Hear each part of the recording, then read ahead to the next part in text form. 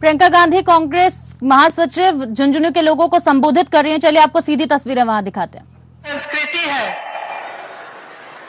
यहाँ झुंझुनू में, इसका मिसाल भी है। यहाँ चंचल नाथ जी के टीले पर कव्वाली भी सुनाई देती है और कमरुद्दीन जी की दरगाह पर भजन भी। ये राजस्थान प्रदेश वीरों का प्रदेश है। आपको गर्व होना चाहिए अपने प्रदेश पे। आपने हमारे देश को कितना दिया।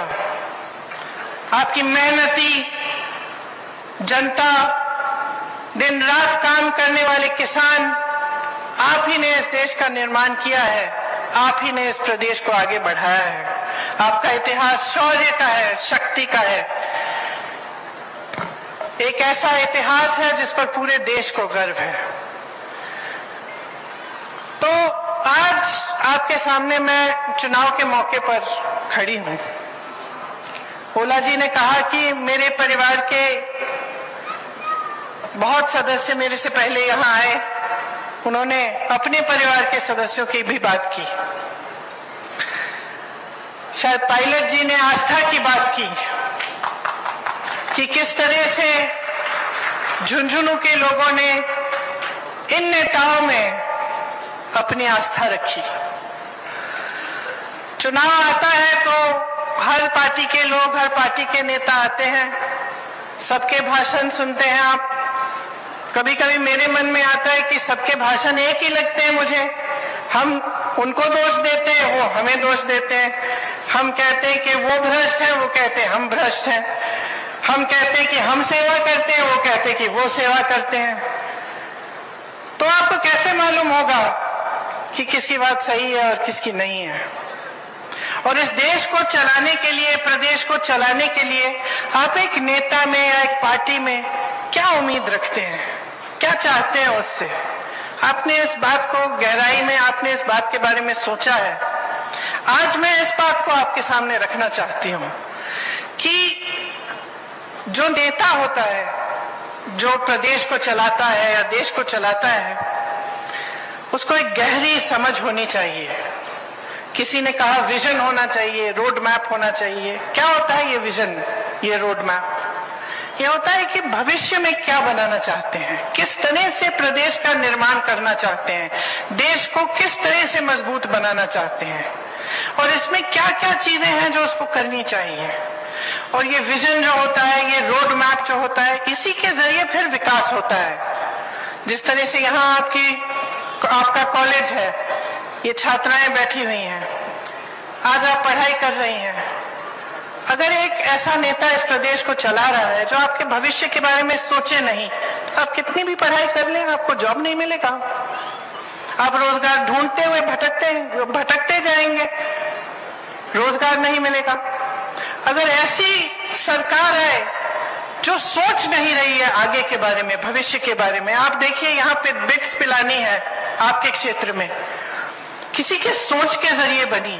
बिरला जी ने बनाई, नेहरू जी ने उनका प्रोत्साहन किया, कहा बनाओ, ऐसा इंस्टीट्यूट बनाओ जो विश्व में प्रसिद्ध हो जाए, और उन्होंने किया। आज की सरकार को देखिए, आज की सरकार सिर्फ 2 उद्योगपतियों का प्रोत्साहन कर रही है, सिर्फ 2। उनके जो मित्र हैं उनको पूरी देश की संपत्ति सौंपे जा रहे हैं। देश के बंदरगाह, देश के एयरपोर्ट, देश के जितने भी बड़े बड़े PSU थे। अब आप सोचिए, मैंने भविष्य की बात की। भविष्य में सोचते हैं तो सबसे ज्यादा क्या होता है जरूरी भविष्य के लिए, नौजवानों के भविष्य के लिए।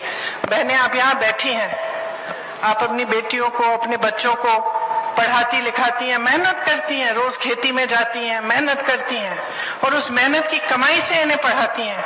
तो आप क्या उम्मीद रखती हैं इनके भविष्य के लिए कि बड़े होकर नौकरी मिलेगी, कमाएंगे, खुद अपना भविष्य मजबूत बनाएंगे।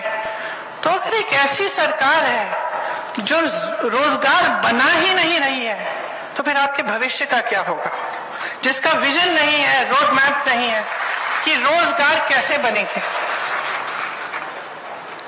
शिक्षा की एक नई संस्था नहीं बनाएंगे, जो पुरानी है उनको भी बिगाड़ के रख देंगे। अगर ऐसी सरकार होगी तो आपके भविष्य का क्या होगा?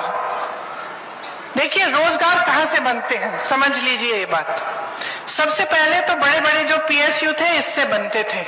आज मैंने कहा आपसे, सब के सब अपने बड़े बड़े उद्योगपति मित्रों को सौंप दिए हैं। वहां प्राइवेटाइज हो जाता है, उसमें ना आरक्षण होता है और उसमें ना रोजगार बनते हैं। तो जिसमें सबसे बड़ी जो पीएसयू थे जहां से रोजगार बनते थे वो तो इन्होंने अपने बड़े बड़े उद्योगपति मित्रों को सौंप दिए। और ये भी नहीं कहा कि चलो जितने अच्छे उद्योगपति हैं, मैंने इतने नाम लिए आपके सामने जो सब आप ही के क्षेत्र के थे, इन सबका प्रोत्साहन सरकारों ने किया था एक जमाने में। सबको मदद की थी कि आप बड़े बनेंगे तो आप रोजगार दिलवाएंगे, आपकी कंपनियां बड़ी होंगी तो मजबूती होगी देश में। आज सिर्फ 2 उद्योगपति और उनके ऐसी कंपनियां हैं, ऐसे कारोबार हैं जिससे रोजगार नहीं बनते। तो एक तो रोजगार का जरिया यहाँ खत्म हो गया। दूसरा, रोजगार का सबसे बड़ा जरिया क्या होता था, माध्यम क्या होता था? खेती किसानी। और आपने सबकी बातें सुनी, आप खुद जानते हैं किसान का आंदोलन हुआ, किस लिए हुआ इतना बड़ा आंदोलन? कितने किसान शहीद हुए? क्यों उतरे वो सड़क पे?